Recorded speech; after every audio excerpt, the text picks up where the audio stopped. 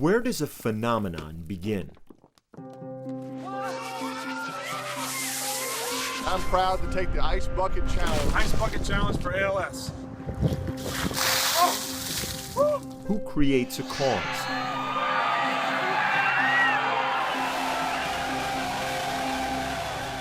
How does a movement start? This starts with one challenge. This challenge was started by Pete Frates. Pete Frates, Boston College. With one man. I am doing this in honor of Pete Frates. Pete Frates. With one name. My name is Pete Frates. I'm 27, and I was recently diagnosed with ALS, or as it's more commonly known, Lou Gehrig's disease. I think about the video clips of Lou Gehrig Day, July 4th at the Yankee Stadium. You watch him take some of the trophies and plaques that were given to him that day. You notice he doesn't hold them up and smile and say thank you.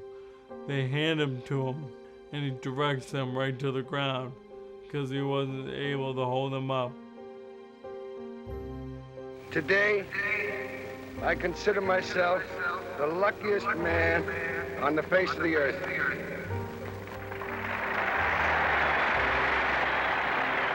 I might have been given a bad break, but I've got an awful lot to live for. Thank you. And if you watch the little subtleties of how he walks around, his balance is very fragile.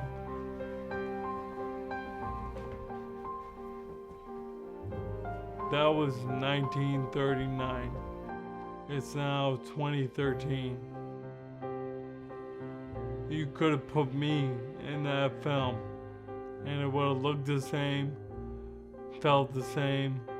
The disease thing is the exact same it was all those years ago. So I think, what's wrong with this picture? It seems absurd to us that since Lou Gehrig's time in the 1940s that there's no effective treatment for this disease, and if we can get the cure, that would be an absolute miracle, and that's what we're really praying for. There it is. But we're hoping for an effective treatment. If we can just stop it the way it is right now, I think all of us we can live with this. But to realize that You can't, I want to be on the field again. I don't know what you're talking about. Frates is swinging the bat today with an awful lot of confidence. As a hard-charging outfielder, Pete Frates was the team captain at Boston College in 2007. And that is hit high and deep. He had power, he could run, he could throw. He was never going to get beat for lack of effort. That's a grand slam home run for Peter Frates. The same way you hear about Lou Gehrig coming to work every day, playing hard every day. That's where a lot of that foundation was laid for him to be voted captain, was who he was every day. A lifelong Red Sox fan, his finest moment in baseball came in one at-bat on his favorite field. Playing at Fenway is just, a dream come true for any kid growing up around here. I don't know what it was, happened to be locked in that day. I went 4-4, hit a home run at Fenway. 4 years after graduating, Frates was playing in a men's league in Boston in 2011 when he sensed something was wrong with his body. In March of 2012, after months of guessing, a neurologist delivered the news. He literally put his hands on his knees and he looked straight at Pete and he said, honestly, I don't know how to tell a 27-year-old this. And I was like, what is he going to say? And then he said, Pete, I believe you have ALS. I will tell you that not soon after I fell to the floor, I just started screaming, oh my God, my son's going to die. It's a disease that, it's not like the main ones you hear about every day, so it's for a young guy like myself to be diagnosed. Hopefully I can use my youth and the networks that I'm part of to promote some awareness. I've always kind of been a positive guy. For me, it was, okay, here's what we're dealing with, let's go to work. That spring, Pete made a choice. He would attack the disease. He would make a difference. He would make his fight matter. Peter, you see this, you know the prognosis. You live with hope that something can be done. But just give me a sense of how you look at the future. You know, my outlook on the future right now is very unclear. I had some, as we all do, plans of grandeur, of having a family, the white picket fence, having a great job, things of that nature. Right now, that's not certain for me. Now, head coach Mike Gambino will present Pete with his framed jersey on behalf of Boston College and the entire BC baseball family.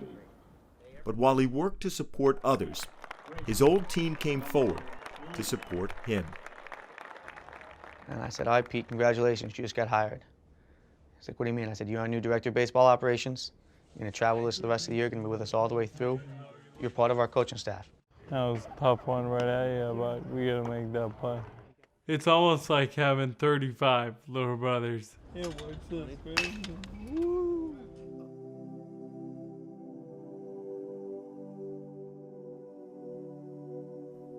No, it's really cool to see them ask questions, genuinely want my opinion, and almost, you know, just look at me as an equal, as part of the team.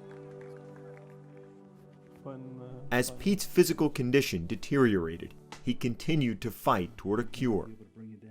In March 2013, he earned an audience with the Food and Drug Administration in Washington with a simple goal: more attention and more action. We all know the 2 to 5 year lifetime expectancy with a person with ALS is completely, utterly unacceptable. I ask of you, let's speed up the process. Let's work together, and let's get this disease a thing of the past. Thank you.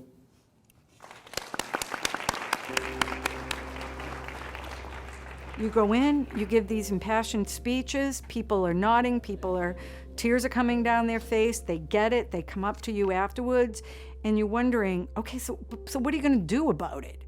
What is the action item? What is the goal? Some goals are more personal than others.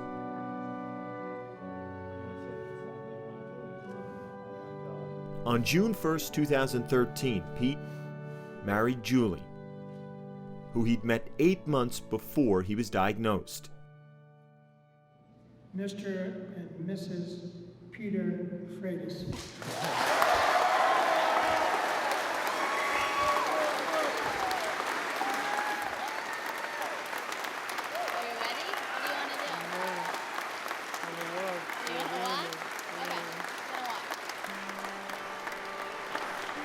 Now almost entirely confined to a wheelchair, Pete walked her down the aisle. I just love him, and that's that. And Pete's always telling me it's gonna get worse before it gets better. And I'm like, haven't we had the worst yet? Like, this is it, okay, enough. Like, can it get better now? It's hard to just watch someone you love so much just, you know, their body is just failing, and there's really nothing I can do about it. There's nothing the doctors can do. It's not even that I can't do anything. That's incredibly frustrating.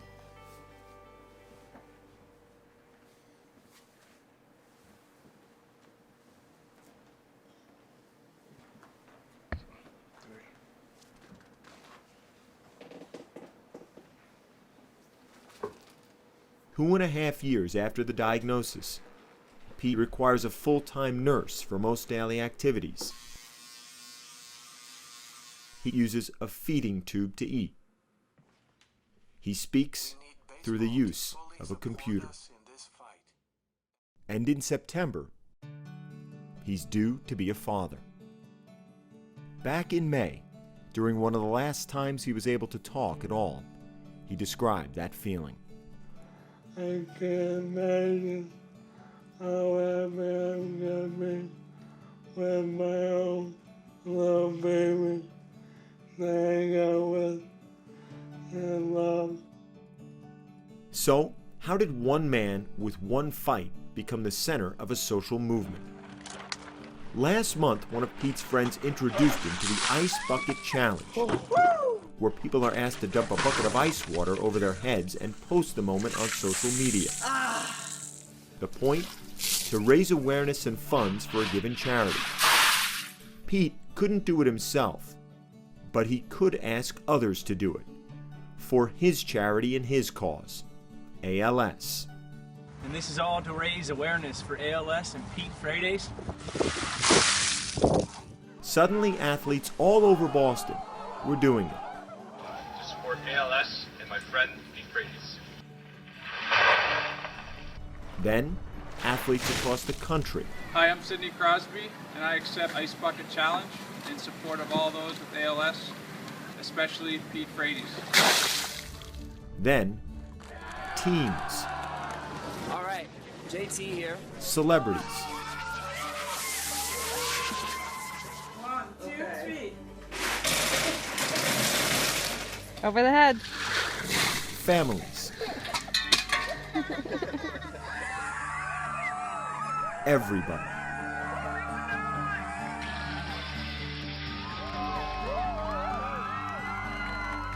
In less than a month, the challenge became a viral sensation and a fundraising engine. The ALS Association says donations are up by more than 400% from a year ago.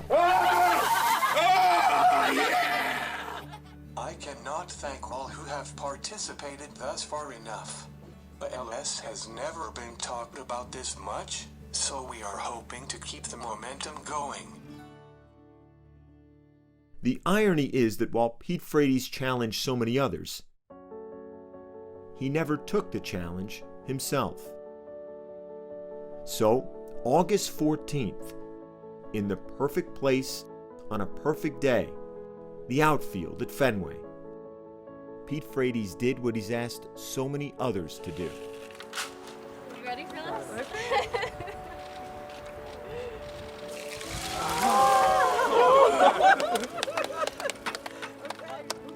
Pete Frates and those who love him know the challenge goes on. But thanks to him, now so many others know it too.